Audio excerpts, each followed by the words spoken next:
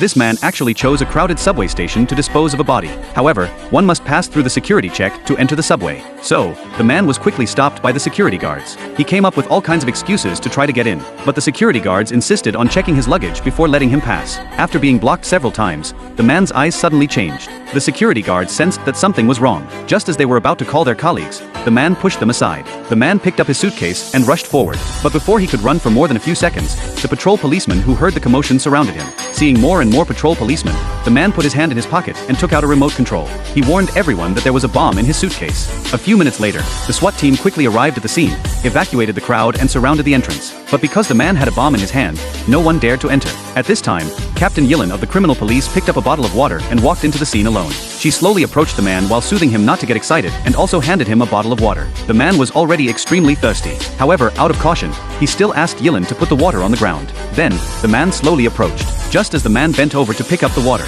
the captain quickly drew her pistol from behind and fired. The man was successfully controlled by the police. However, when the bomb disposal team carefully opened the suitcase, what was inside made everyone present dumbfounded. There was no bomb in the suitcase at all. Instead, there was the body of a middle-aged man. When the police brought the man back to the police station for interrogation, surprisingly, he cooperated extremely well with the police's interrogation. The deceased was his friend named Jiang Yang. The two had a conflict due to a debt dispute, and he accidentally strangled his friend to death. As for why he chose to take the subway to dispose of the body, the man explained that he was too nervous after killing someone and in a panic, he came to the subway station. Moreover, because subway line 3 had just opened and the security was relatively loose, he thought he could easily get in, but unexpectedly, he was exposed on the spot. In a hurry, he lied that there was a bomb in his suitcase, although the man's description was relatively simple. According to the police's subsequent investigation, the man's identity was not simple at all. The man's name was Zhang Chao, a renowned lawyer across the country who specialized in defending various criminal cases. During his career, he had taken on 1,116 cases. Except for one case where he gave up the appeal,